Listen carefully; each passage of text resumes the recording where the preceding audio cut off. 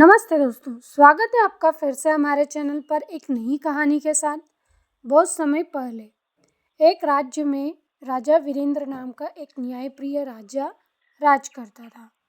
राजा अपने राज्य को खुशहाल बनाने के लिए बहुत मेहनत करता था, परंतु राजा के दरबार में कई मंत्री थे जो सिर्फ अपनी स्वार्थ पूर्ति में लगे रहते थे।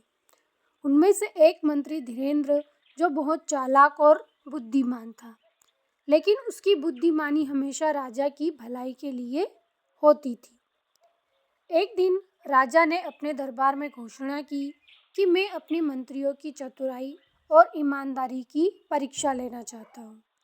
कल सुबह हर मंत्री मेरे पास आएगा और मुझे बताएगा कि मेरे लिए सबसे मूल्यवान चीज़ क्या है। जो सही उत्तर देगा मैं उसे इनाम दूंगा। सभी मंत्री सोच में पड़ गए। किसी ने सोचा कि राजा के लिए सबसे मूल्यवान चीज़ उसकी तलवार है, किसी ने सोचा उसकी सेना और किसी ने सोचा कि उसका खजाना। धीरेंद्र ने गहराई से सोचा और एक योजना बनाई। अगले दिन सभी मंत्री राजा के सामने अपनी अपनी राय रखने पहुँचे। एक मंत्री ने कहा, महाराज, आपके लिए सबसे मूल्यवान चीज़ आपकी तलवार है, क्योंकि इससे आप अपने राज्य की रक्षा करते हैं। दूसरे मंत्री ने कहा, महाराज, आपके लिए सबसे मूल्यवान चीज़ आपकी सेना है, क्योंकि वह आपकी ताकत है। तीसरे मंत्री ने कहा, महाराज, आपके खजाने से ही आपका राज्य चलता है, इसलिए वह सबसे मूल्यवान है। अब धीरेंद्र की बारी थी।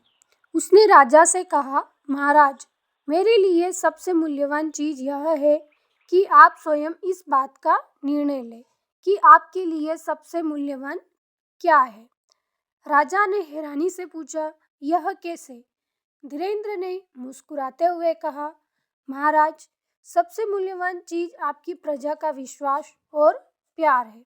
यदि आपकी प्रजा आप पर विश्वास करती है और आपको प्यार करती है, तो आपका राज्य खुशहाल रहेगा। बिना प्रजा के न तो आपकी तलवार काम आएगी, न सेना और न ही खजाना।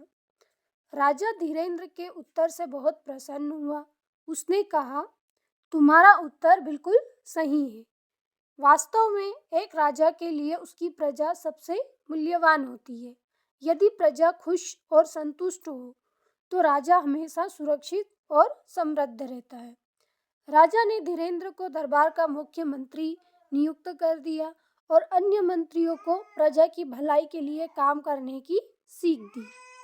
सबसे मूल्यवान चीज़ धन या ताकत नहीं, बल्कि लोगों का विश्वास और प्यार होता है। सच्चा नेतृत्व वही है जो आपकी प्रजा की भलाई के बारे में सोचे। ऐसी और भी मज़ेदार कहानियाँ सुनने के लिए आप हमारे चैनल को सब्सक्राइब करें या नीचे दिए गए बेल आइकन पर भी प्रेस करें। धन्यवाद।